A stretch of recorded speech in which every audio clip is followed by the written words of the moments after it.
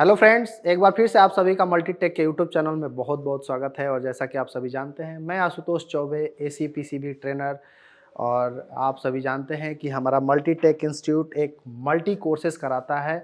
तो आपको मैं एक बार बताना चाहूँगा कि यदि आप टेक्निकल से इंटरेस्टेड रखते हैं या इलेक्ट्रॉनिक्स लाइन से आप इंटरेस्टेड रखते हैं, तो आप कोई चीज़ जैसे सीखना है आपको, laptop, desktop, LED TV, CCTV या printer, e vehicle, AC, chip level, mechanical, यहाँ तक कि ई व्हीकल का भी हम कोर्स कराते हैं। तो यदि आप किसी भी कोर्स से इंटरेस्टेड हैं, तो आप हमारे द्वारा दिए गए नंबर पे फ़ोन करके आप जानकारी ले सकते हैं।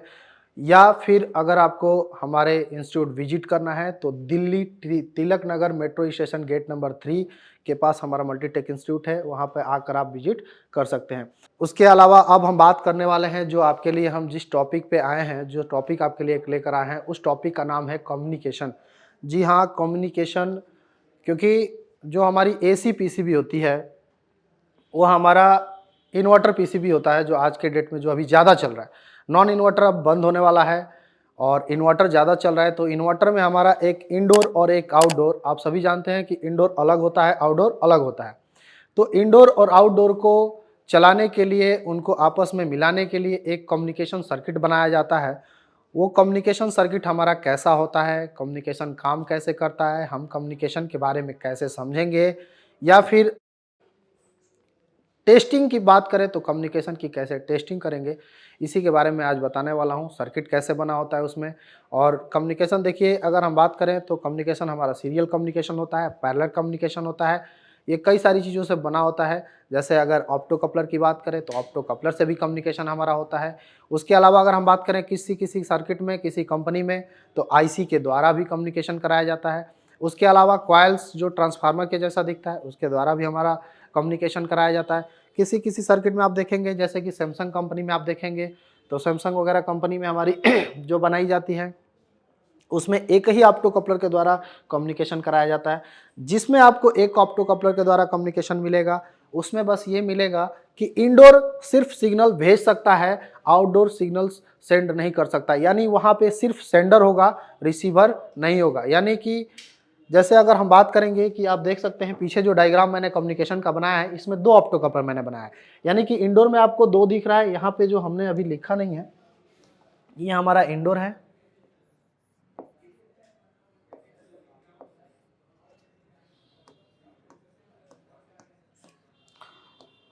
और ये हमारा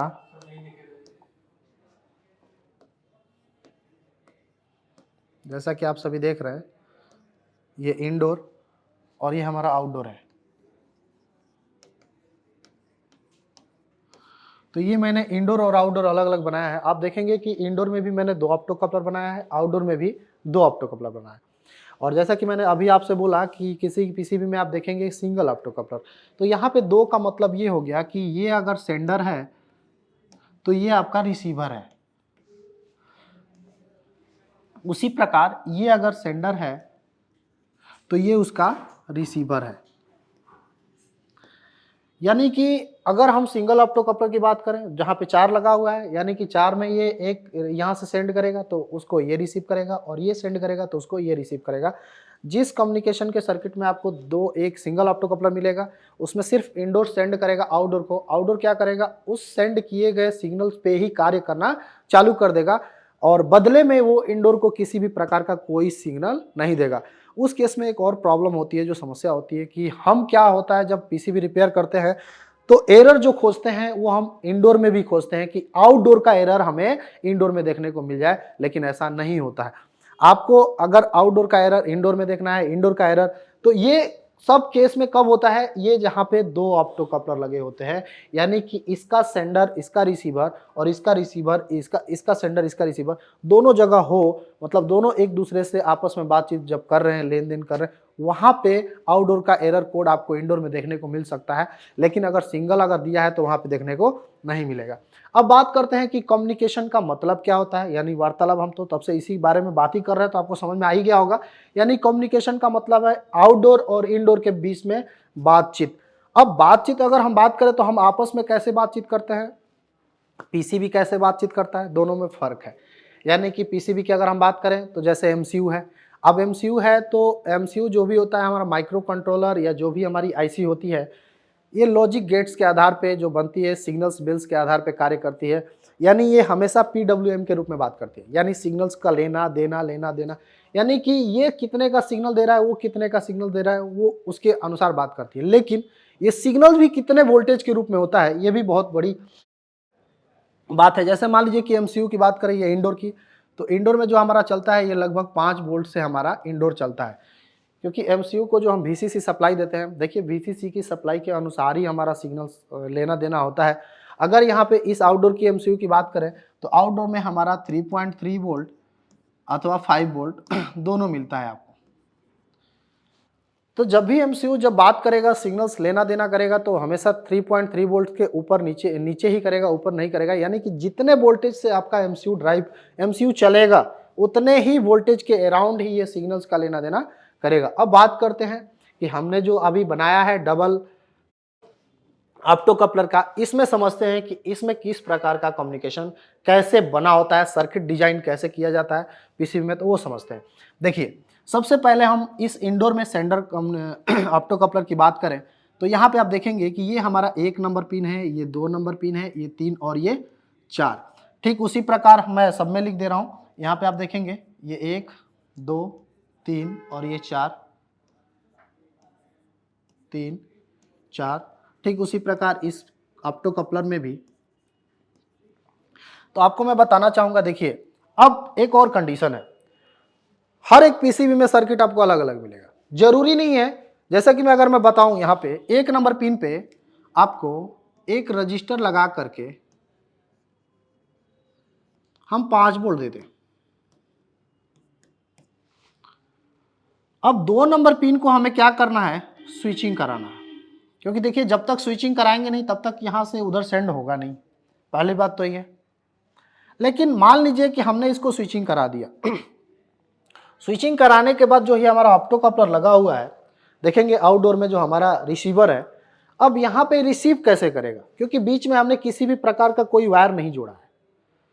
तो आपने देखा होगा कम्युनिकेशन में एक वायर होता है जो इंडोर से आउटडोर में जुड़ा होता है, तो वो वायर को हम जोड़ देंगे और उस वायर पे कहीं ना कहीं से हमें वोल्टेज देना होगा। क्योंकि जब तक आप उस वायर पे वोल्टेज नहीं देंगे, वो आपका एमसीयू इधर से उधर सिग्नल का आदान प्रदान नहीं करेगा, यानी कि ड्राइव नहीं करेगा, बातचीत नहीं करेगा।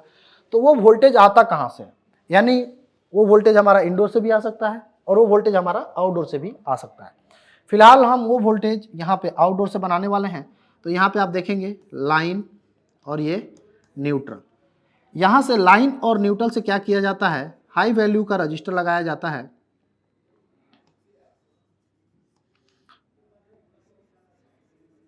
और यहां से लगा करके आपको एक डायोड मिलेगा यहाँ पे।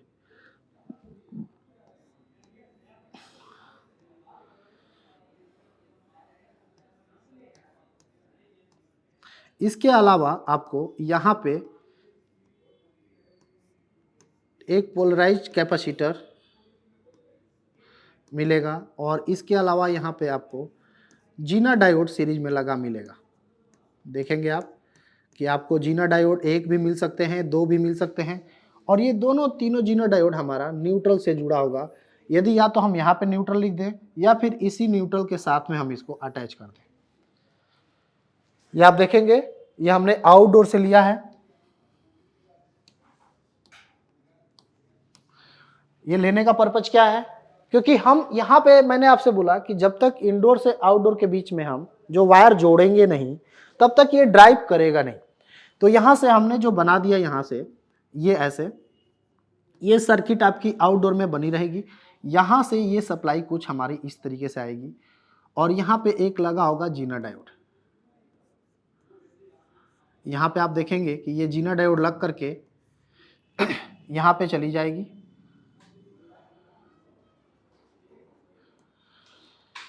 और यहाँ से ये सप्लाई हमारी इस 1 नंबर पिन से जुड़ जाएगी। यहाँ पे देखेंगे कि ये सप्लाई हमारी इसके 1 नंबर पिन से जुड़ जाएगी और यहाँ से ये सप्लाई यहाँ से निकल करके यहाँ से किसी कहीं कहीं आपको 2 रजिस्टर मिलेगा पैरेलल में।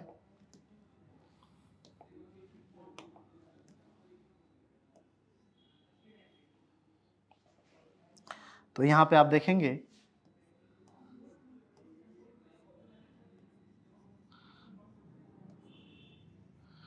कि 2 रजिस्टर मिलेंगे और इसके अलावा यहाँ पे एक डायोड मिलेगा जो फॉरवर्ड बायस में लगा होगा। यहाँ से ये लग करके यहाँ पे हमारा एक थिम्बल होगा जो इंडोर का थिम्बल होगा। यहाँ पे आप देखेंगे कि ये जो थिम्बल होगा हमारा इंडोर का थिम्बल होगा, आउटडोर का, सॉरी, ये आउटडोर का हमारा थिम्बल होगा और यहीं पे एक पास में ही एक इंडोर का थिम्बल लगा होगा। और यहाँ से एक डायोड लग करके ये आप देखेंगे कि यहाँ से ये एक डायोड लगेगा फॉरवर्ड बायस में और यहाँ से लग करके हमारा इसके पिन पे ये चला जाएगा डायोड और एक रजिस्टर लग करके।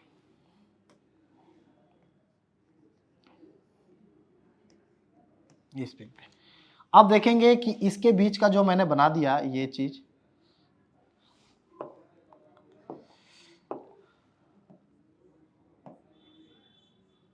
यहाँ पे ये दोनों जुड़े होंगे। ये वायर आपका इनडोर टू आउटडोर जुड़ा रहेगा और यही वायर हमारा कम्युनिकेशन वायर कहलाता है। ये वायर जो हमारा होता है ये कम्युनिकेशन वायर कहलाता है। कम्युनिकेशन वायर कह सकते हैं इसको या सिग्नल वायर भी इसे कह सकते हैं। इसे हम कम्युनिकेशन वायर या सिग्नल वायर भी कह सकते हैं। अब आप यहाँ पे देखेंगे कि जब यहाँ से ये जो हमारा लगा है ZD यानी जीनर डायोड लगा है और आप सभी जानते हैं कि जीनर डायोड हमारा रिवर्स बायस में वर्क करता है। यानी जब यहाँ से वोल्टेज हमारा DC जो बनेगा, यहाँ पे जो वोल्टेज बनता है हमारा पॉजिटिव 72 वोल्टेज यानी फिक्स DC वोल्टेज बनता है जो 72 वोल्टेज के आसपास का बनता है। यहाँ पे ये 72 वोल्टेज जो DC हमारा होता है यहाँ से बाई रजिस्टर डायोड की तरफ फॉरवर्ड होकर के ये सप्लाई हमारा 4 नंबर पिन पे आ जाता है। अगर इसके 1 नंबर पिन पे बात करें तो यहाँ से एक डायोड लग करके हमारा, ये भी जीनर डायोड हमारा होता है और यहाँ से ये डायोड लग करके ये कुछ यहाँ से इस सर्किट में एक रजिस्टर के द्वारा 1 नंबर पिन पे चला जाता है। 2 नंबर पिन हमारा जो डायरेक्ट न्यूट्रल से जुड़ा होता है यहाँ पे। अब देखेंगे आप कि जैसे ही ये सप्लाई यहाँ पे जाता है तो यहाँ पे आप देखेंगे ये न्यूट्रल पिन जुड़ा हुआ है और न्यूट्रल हमारा यहाँ से निगेटिव इसको मिल जाता है। अब यहाँ से क्या होता है कि जैसे ही MCU इसके 2 नंबर पिन को यहाँ से एक ट्रांजिस्टर लगा करके, अब ये ट्रांजिस्टर जो लगेगा हमारा, ये ट्रांजिस्टर आप देखेंगे कि NPN ट्रांजिस्टर लगेगा। इस NPN ट्रांजिस्टर के कलेक्टर से ये जोड़ दिया जाता है। ये हमारा कलेक्टर, ये एमीटर और ये हमारा होता है बेस पिन, जिसके बेस पे रजिस्टर लगा करके MCU 1 से 5 वोल्ट का सिग्नल देता है। यानी जब MCU हमारा इसके बेस पे 1 से 5 वोल्ट का सिग्नल देगा तो ये हमारा एमीटर ग्राउंड के साथ जुड़ा होता है। और अब ये MCU की बात करें कि MCU जो सिग्नल्स के रूप में देगा, अब अगर हमारा 5 किलो हर्ट्ज़ के साथ इसको फ्रीक्वेंसी दे रहा है, यानी कि अगर ये 5 किलो हर्ट्ज़ के साथ ये फ्रीक्वेंसी इनडोर जो इसके बेस पे दे रहा है तो उतनी स्पीड के साथ ही हमारी ये LED ग्लो करेगी। और यहाँ पे जो हमारा फिक्स जो वोल्टेज है डायोड के थ्रू आता हुआ यहाँ पे दिखेगा, यानी कि जो वोल्टेज यहाँ पे फिक्स है उसी वोल्ट के रूप में ये न्यूट्रल जो है हमारा यहाँ से इसी को लेकर के यहाँ से उसी वोल्ट में ये ड्राइव कराएगा यहाँ पे। यानी कि यहाँ पे ये पल्स बनाएगा जो DC वोल्टेज हमारा फिक्स वोल्टेज है, यहाँ से ये न्यूट्रल ले करके उसमें पल्स जनरेट करेगा। यानी जितने वोल्ट का सिग्नल हमारा ये MCU 1 से 5 वोल्ट का सिग्नल, जैसे कि हमने अभी बताया कि MCU जितने वोल्टेज का होता है उतने ही वोल्टेज का सिग्नल्स देता है। यानी जब MCU 1 से 5 वोल्ट का सिग्नल्स, मान लीजिए एक एग्जांपल समझिए कि अगर 5 वोल्ट की वोल्टेज के साथ में अगर 5 किलोहर्ट्ज़ की फ्रीक्वेंसी के साथ ये दे रहा है तो उतनी ही स्पीड के साथ में यहाँ पे उतनी ही फ्रीक्वेंसी के साथ आपको यहाँ पे सिग्नल्स जाता हुआ नजर आएगा। यानी कि जो यहाँ पे वोल्टेज फिक्स था हमारा, यहाँ पे भी आप देखेंगे कभी कभी रजिस्टर लगा करके ग्राउंड कर दिया जाता है, नहीं तो इसको इससे जोड़ दिया जाता है। आप यहाँ पे देखेंगे कि कहीं कहीं न्यूट्रल डायरेक्ट न्यूट्रल दे दिया जाता है रजिस्टर लगा करके और कहीं के इसी टर्मिनल से जोड़ दिया जाता है। यानी कि यहाँ से बना हुआ हमारा फिक्स वोल्टेज जो इस पे होता है और यहाँ से जब न्यूट्रल जब पास होता है तो जब पास होगा, क्योंकि देखेंगे यहाँ पे हमारा फिक्स वोल्टेज हमेशा बना होता है और जब न्यूट्रल पास होता है तो यहाँ से एलईडी क्या करती है, ग्लो करती है। अब ग्लो कितनी स्पीड से करेगी, तो यहाँ पे देखेंगे कि 5 किलोहर्ट्ज की फ्रीक्वेंसी है, तो उतनी ही फ्रीक्वेंसी के साथ ये एलईडी ग्लो करेगी। और 3 नंबर पिन को यहाँ से ग्राउंड कर दिया जाता है और 4 नंबर पिन को एक रजिस्टर लगा करके ये एमसीयू के साथ कनेक्ट कर दिया जाता है। अब ऐसा करने का पर्पज ये है कि जब यहाँ से एमसीयू, इंडोर का एमसीयू कोई भी सिग्नल सेंड करे तो उसको आउटडोर उस सिग्नल्स को रिसीव कर सके। लेकिन ये रिसीव तभी करेगा जब यहाँ पे एक पुल अप रजिस्टर लगा करके आप 5 वोल्ट देंगे, अन्यथा नहीं करेगा। क्यों? क्योंकि वैसे भी आपका 0 रहेगा और यहाँ से जब ये स्विचिंग होगा, यानी कि जब जब ये स्विचिंग होगी तब तब इसको 5 वोल्ट कहाँ से मिलेगा, यहाँ से मिलेगा। जब आप पुल अप देंगे तभी। तो यहाँ पे सर्किट कुछ इस प्रकार से डिजाइन किया जाता है कि जब एमसीयू, इंडोर का एमसीयू यहाँ से सिग्नल्स प्रोवाइड करे तो उसकी फ्रीक्वेंसी इस 5 वोल्ट के रूप में, यानी 050505 के रूप में वही तरीके से मिले जो इंडोर आपका सिग्नल दे। तो उस प्रकार ये इंडोर आउटडोर आपका रिसीव करता रहता है। तो जो सिग्नल जो जिस फ्रीक्वेंसी की मैं बात कर रहा था वो हमारा इसी में ऐसे ही बनता है, तब बनता है जब यहाँ पे ये वोल्टेज बनता है। अब ये वोल्टेज हमारा क्या होता है, इस वोल्टेज को हम कहते हैं ड्राइव वोल्टेज। यानी कि ये ड्राइव वोल्टेज जब तक हमारा नहीं बनेगा तब तक हमारा ये कम्युनिकेशन नहीं होगा। उसके बाद मैं आपको एक और बात बताना चाहूंगा। इसमें आप देखेंगे कि जैसा कि हमने ये तो रिसीव किया, इसके अलावा ये भी 2 नंबर पिन को ये डायरेक्ट हम एमसीयू के साथ भी जोड़ सकते हैं और यहाँ पे 1 नंबर पिन पे हम 5 वोल्ट दे देंगे। जब यहाँ पे देंगे तो एमसीयू अब इस 2 नंबर पिन को अपने अनुसार इसको एक्टिव कराएगा और सिग्नल देगा। जैसे ही देगा तो यहाँ से ये आया हुआ सिग्नल इसके वोल्ट में, जैसा कि आप देख सकते हैं न्यूट्रल तो यहाँ ऑलरेडी है, यहाँ पे जितना पॉजिटिव वोल्ट का सिग्नल देगा वैसे ही ये सिग्नल्स यहाँ पे इसको मिलेगा और लाइट ये फ्लक्चुएट करेगी जिससे ये एलईडी ग्लो होगी। और जैसे ही ग्लो होगी उसी प्रकार यहाँ से ये एमसीयू को सिग्नल्स मिलेगा। और ये भी कहाँ से मिलेगा, यहाँ से आपका एक रजिस्टर बना करके और यहाँ पे एक पुल अप रजिस्टर बना करके 5 वोल्ट दे दिया जाएगा। यानी सेम प्रोसीजर यहाँ भी रहेगा कि जैसे जितने वोल्ट का सिग्नल एमसीयू उधर से देगा उतना ही वोल्ट का सिग्नल इस एमसीयू को रिसीव होगा। और जब तक ये रिसीव नहीं होगा तब तक एमसीयू आपका कार्य नहीं करेगा, यानी कम्युनिकेशन का एरर दे देगा। अब अगर हम बात करें जो ड्राइव वोल्टेज है, अगर आपका सारा सर्किट ओके होगा और इस ड्राइव वोल्टेज में किसी भी प्रकार का अगर वोल्टेज नहीं रहेगा तो कम्युनिकेशन आपका डेड कंडीशन में रहेगा और कम्युनिकेशन एरर आएगा। और बात करेंगे हम कम्युनिकेशन एरर पे, थोड़ा सा और डिस्कस कर लेते हैं कि कम्युनिकेशन किस किस चीज़ से कम्युनिकेशन एरर आता है सर्किट के अंदर में। जैसे आपका एसी पीसीबी है, अगर कम्युनिकेशन एरर आ रहा है तो जरूरी नहीं है कि कम्युनिकेशन सर्किट में ये हमारा ऑप्टो कपलर ही खराब हो। आपको आउटडोर पीसीबी में बनने वाला एसएमपीएस पावर सप्लाई या जो भी सप्लाई है वो भी खराब हो सकता है, जिसके कारण से आपका हमारा कम्युनिकेशन एरर आ सकता है।